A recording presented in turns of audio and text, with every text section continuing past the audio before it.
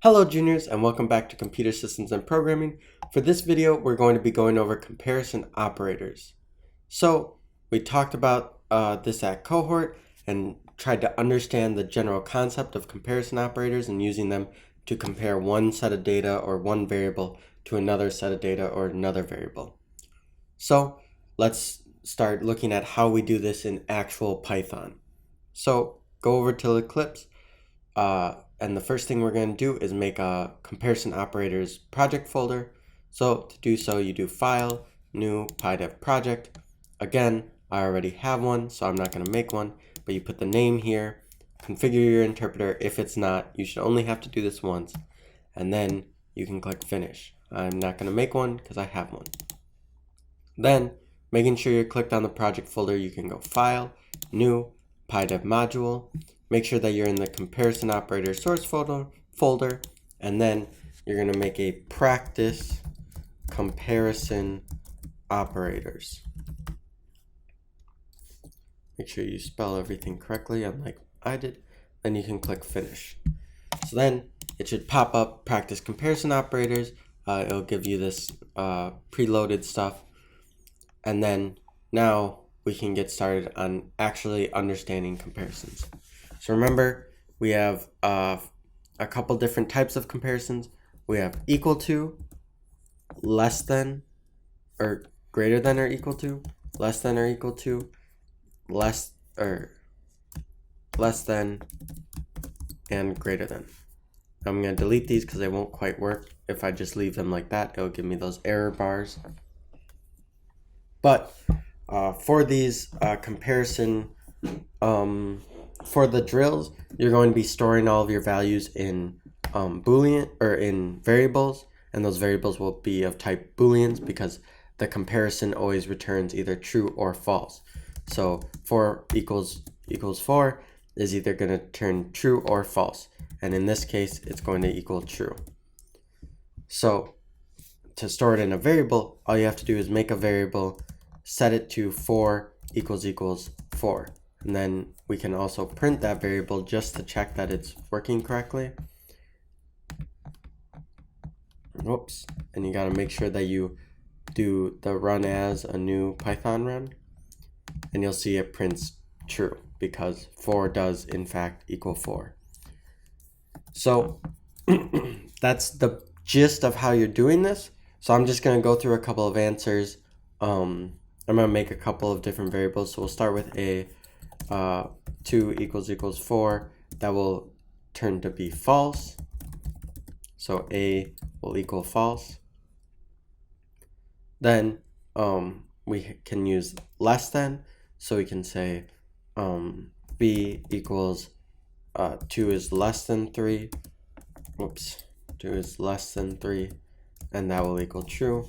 I'm not printing these. Instead, I'm just writing the answers next to them in a comment. But you can feel free to print them just like I did here, just to check that you're getting the same answers. Then we can do C. 4 is less than 3, and this will return false. We can use greater than, so we can say D equals 4 is greater than 3, and that will return true. And then we can do the next one, or we can do the next type of how it would return false. 2 is greater than 3, which this would return false because 2 is not greater than 3. Then we can use less than or equal to, which is the same concept. So A equals 2 is less than or equal to 3, which would turn true. And B equals 2 is greater than or equal to 3, and that will equal false. Notice that you don't put spaces in between these. That will cause an error, so you need to have them together. Same with up here, you need to have these two together. So you can also compare variables. So we know that A equals true, or let's start with E. We know that E equals false and B equals false. So we can ask the program, does E equal B? And so this will compare and then print out the value. So you'll see true. E, which is false, and B, which is false, do equal each other because false equals false, and it will return true. So then I printed out true.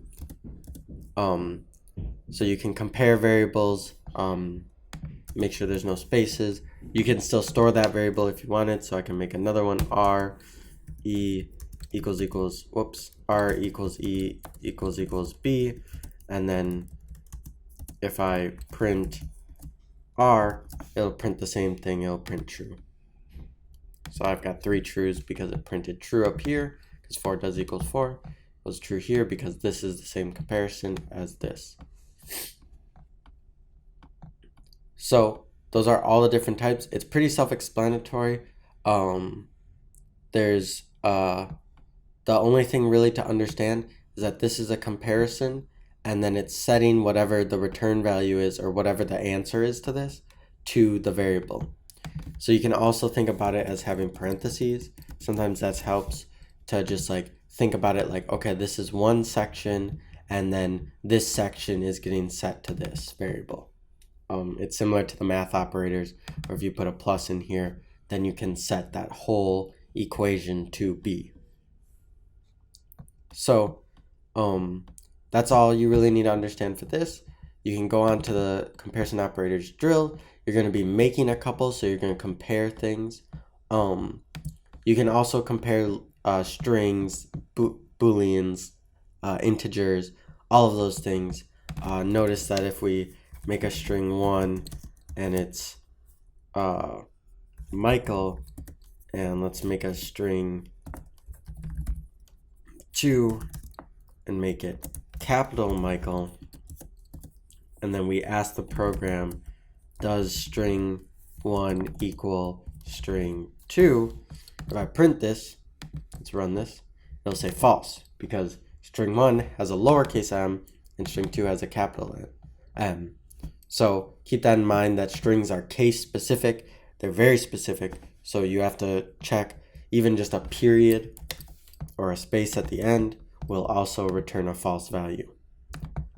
So, but for this first 15, you're just going to be making variables and comparing them, or just comparing data sets.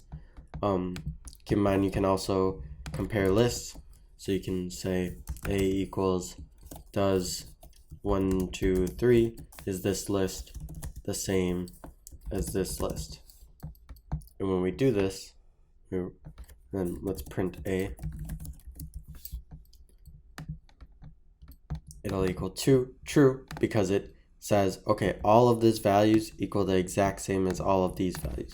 If I say this and change it and run it, it'll equal false because now they don't equal the exact same.